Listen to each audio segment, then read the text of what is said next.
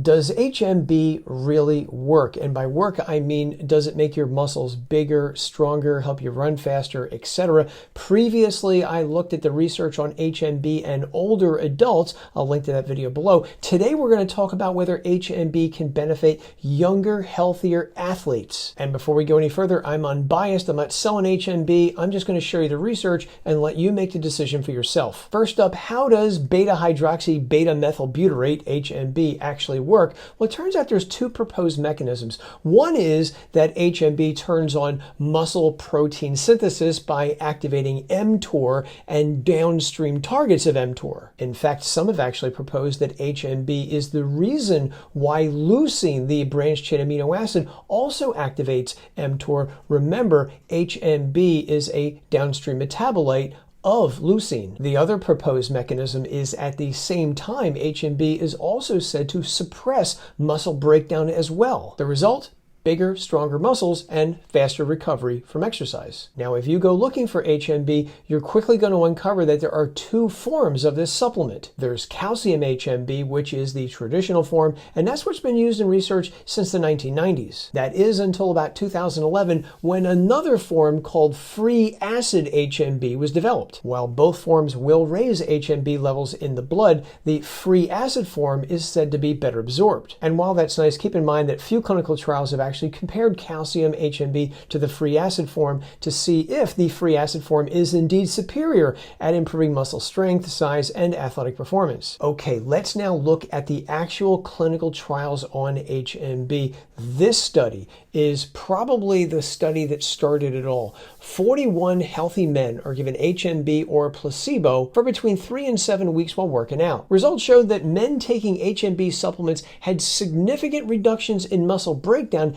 and they could lift heavier weights too. They also had significant improvements in fat-free mass, which I presume to be muscle mass. 3 years later, this paper is published where 40 resistance-trained men take a protein and carbohydrate nutrition drink that was fortified with calcium HMB for 28 days alongside a weightlifting program. Results? Not good. HMB did not improve muscle mass or improve muscle strength, and it didn't appear to prevent muscle breakdown either. If we skip ahead a few years, we come to this paper where 20 male weightlifters took HMB supplements for 9 weeks alongside strength workouts, which they did 3 times per week. Here's a table they show us in the study where, as you can see, HMB appears to promote a very significant improvement in the amount of weight lifted during the leg extension exercise. The results for the bench press and preacher curl, however, are less impressive. And while that's interesting from the leg extension perspective, when they lumped all the lifts together, they concluded that the results of HMB were basically trivial. Likewise, HMB supplements appeared to have negligible effects on body fat and fat-free mass. So from this paper, not the greatest results,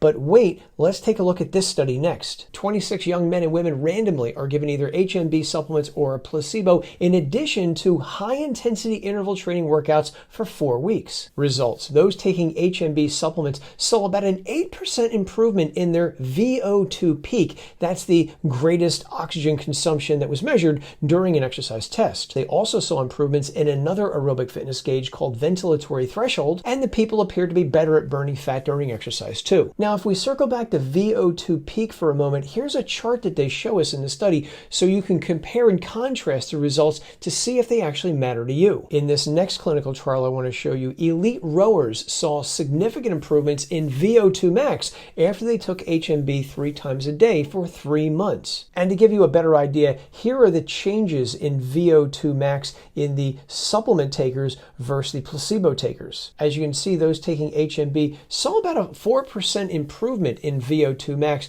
which for an athlete might make the difference between winning and not winning. That said, HMB supplements didn't move the needle on other parameters measured, including muscle strength, cortisol, testosterone, or how hard exercise felt when these athletes were working out. I also want to call your attention to this clinical trial by the same author as the last study, where 90 men, both regular exercisers and non-exercisers, were given a lower and higher dose of liquid free acid HMB or placebo placebo for 3 weeks each. And before we go any further, I want to point out that even the lower dose used in this clinical trial, 4.8 grams, is more than is typically used in HMB research. Results. This study is a big nothing burger. To quote the researchers, even though they used higher amounts of HMB and a more bioavailable form, there were no significant changes in body mass or fat-free muscle mass. Now, in their defense, and they point this out in the paper, one of the issues here is that they only took the supplement for 3 weeks, which may not be enough time to see benefits. Okay, if you've seen my other videos, you know I like tables to help compare and contrast the data.